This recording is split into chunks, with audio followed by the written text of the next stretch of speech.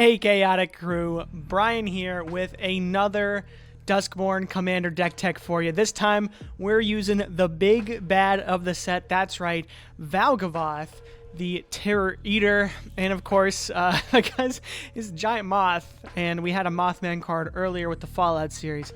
This is the real Mothman, the real magic Mothman, and we are gonna go into the just brutality that this deck has to offer. I did want to say before we got into this that next week, since the precons are going to be spoiled, those videos are going to be starting soon, and we're going to be giving away a free Duskmourn precon, so make sure to like and subscribe so you can make sure to check out those videos when they come out.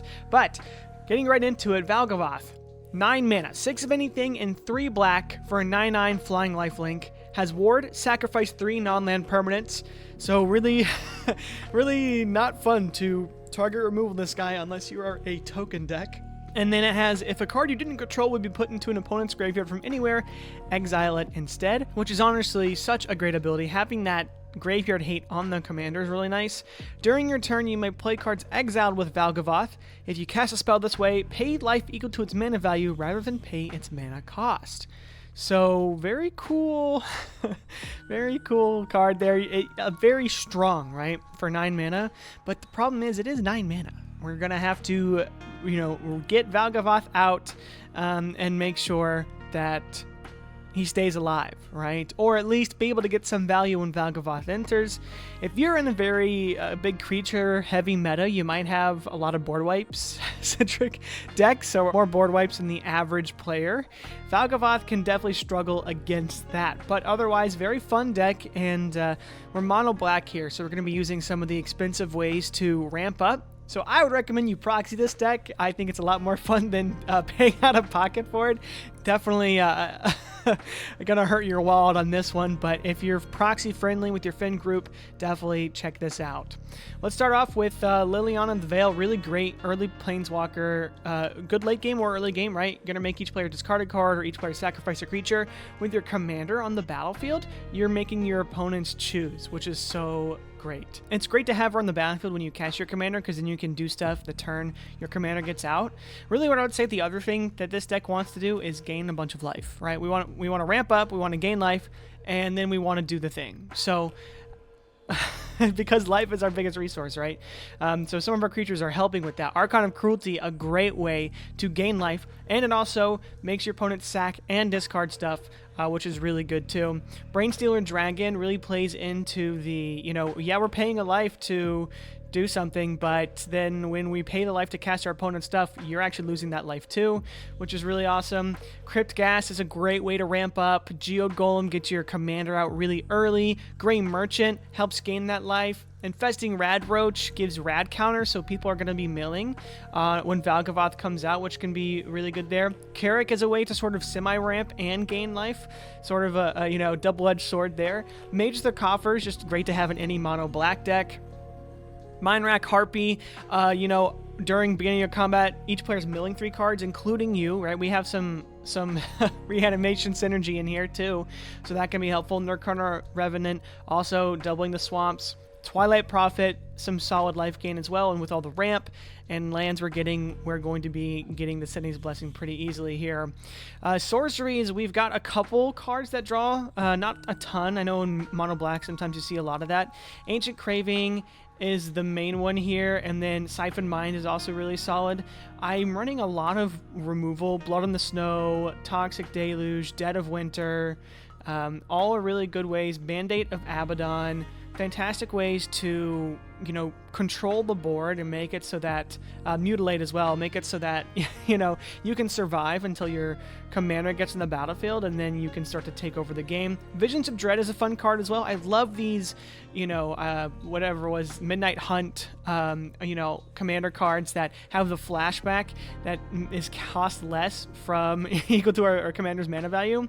So it's going to cost 2 black to flash this back, and even though your opponent gets the best choice of it, to give them a creature from their graveyard to yours. Still 2 mana for a free creature, right, is typically fun there. And then we have Consuming Corruption, which is a great way to remove a creature or planeswalker, gain you life, and Defile's good removal as well. We put Warping Whale and Null Elemental Blast. No one's expecting counters in a mono black deck, so running these two is pretty great. And then you can also destroy like a commander or a multicolored permanent with a Null Elemental Blast. Warping Whale is really just to, because Valgavoth is so susceptible to board wipes, to counter those sorcery speed board wipes and, really start to pull ahead. Tainted Strike you have to have in this deck. Any deck where you have a commander with 9 or more power and you're in black, you have to run Tainted Strike. It's the rule, right? It's the best way to win the game. If it's really fun, and you don't even have to use it on your own commander. If there's another commander or another creature that's got that power that's going to be unblocked, you can respond with a Tainted Strike. It's just a fun card overall, and it really kind of mixes things up. Bolas the Citadel, also really solid, kind of doing similar to what our commander's doing, but for our own cards. And then, of course, lots of ramp here. We have so much. Expedition Map is really good here because it also fetches any land that we want out of our deck.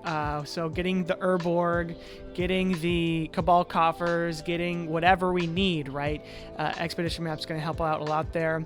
Ghoul Caller's Bell also makes everyone mill cards. Codex Shredders makes people mill cards.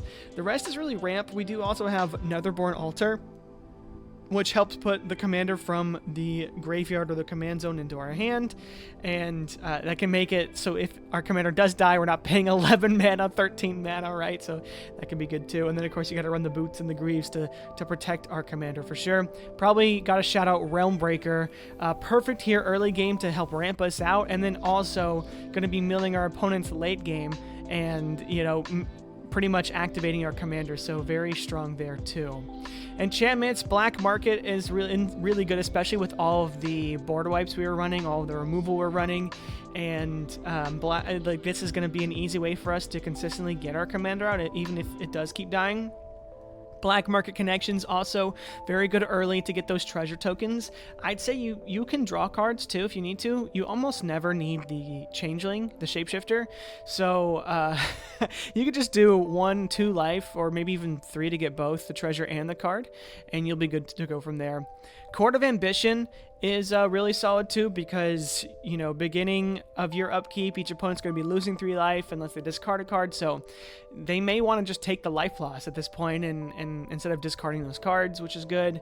Fawn of Agonies is a neat little way to also remove things. We're going to be paying life a lot in this deck, and so we can start removing counters from Fawn of Agonies to do so. Kai's Ghost Form, another way to protect the commander. Painful Quandary, also a great way to make your opponent suffer for playing the game. And then Tiny Bones Joints Up is such good too, because whenever your commander enters, each opponent's going to mill a card and lose a life, and then we essentially get those 3 cards immediately. We're running 35, 36 with the Fel the Profane, but you got to have Urborg, you got to have Cabal Stronghold, Cabal Coffers. Cactus Preserve is also really good here too. Enters tapped, add 1 mana of any type of land you control could produce, and then pay 3 mana until end of turn. Cactus Preserve becomes an XX green plant with reach, where X is the greatest mana value among your commanders, and it is still a land. So it's going to become a 9/9 for 3, so definitely in those earlier turns when you maybe don't have some creatures on the battlefield, this is going to be an amazing blocker for you, and if people forget, they're going to regret it. So a good deterrent here, just fantastic for the deck. Deserted Temple is going to help give us that mana ramp with the Cabal Coffers and the Cabal Stronghold. Ghost Quarter is a good removal. Urza's Cave is another card that can search for Urborg or Cabal Stronghold or Cabal Coffers. Cavern of Souls makes our commander uncounterable. The Black Gate makes him unblockable, which can be helpful too. And then we have Terrain Generator to help ramp us out, and War Room to draw cards. So we've got a really good thing here. You could take out more swamps. I feel like we need the snow-covered swamps as many as possible, just because we are running, like 3 snow-covered board wipes on the battlefield. So having as much as these as possible is definitely helpful. But let's get into how this deck plays. And pretty similarly, most games you're going to be ramping out and then getting your commander out. We have a 1 lander here. That's not going to work for us. So we're going to restart. We have 2 lands, which is better, and card draw. Hopefully we can draw into another land. And we have 36 of them total, so let's just try it out. Turn 1, we don't draw it. We'll play the Cactus Preserve tapped. Next turn, still no land. Alright, but we will play the Codex Shredder.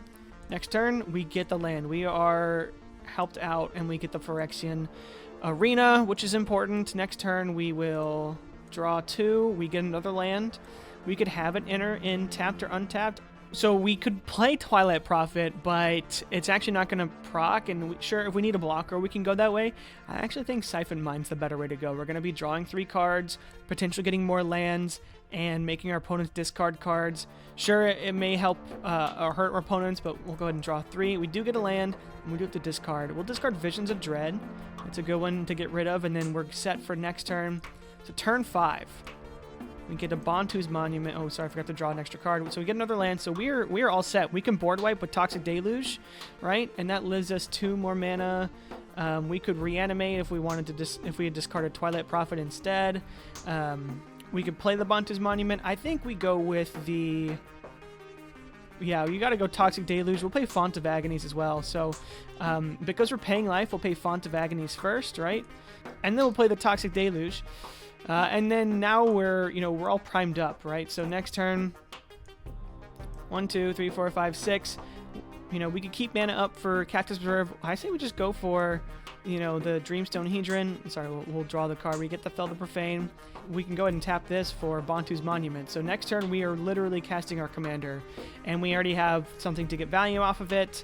And we have Grey Merchant to gain some life as well. We have lots of black pips on the battlefield. We have Reanimate in case Valgavoth dies, so that's really good too.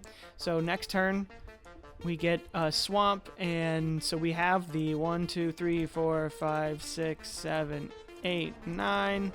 Actually, it costs 8 because of Bantu's. Cast it. We can mill someone a card. We get access to something immediately. We could also hold off on this until someone tries to do something to this, or someone tries to board wipe. And now we've got a great blocker too.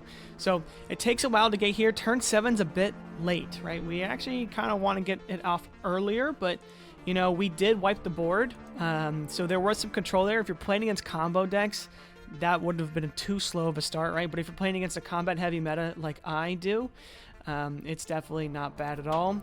All right. I don't like to keep soloring hands, so we'll just pretend this is the first hand we have. Okay.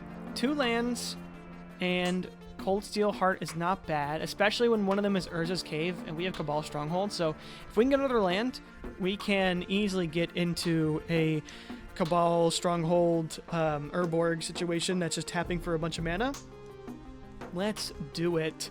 So turn 1, we get Ancient Craving, which isn't bad. Let's go ahead and play the Cabal Stronghold. Turn 2, play Urza's Cave and cast Cold Steel Heart. We're going to choose black, of course, and then turn 3, we were lucky with the land. So we can choose to Thran Dynamo, we can choose to Ancient Craving. This is the first time we have access to black, so we could never have Tiny Bones joins up. I think we just go with the Thran Dynamo is the best play we can do here.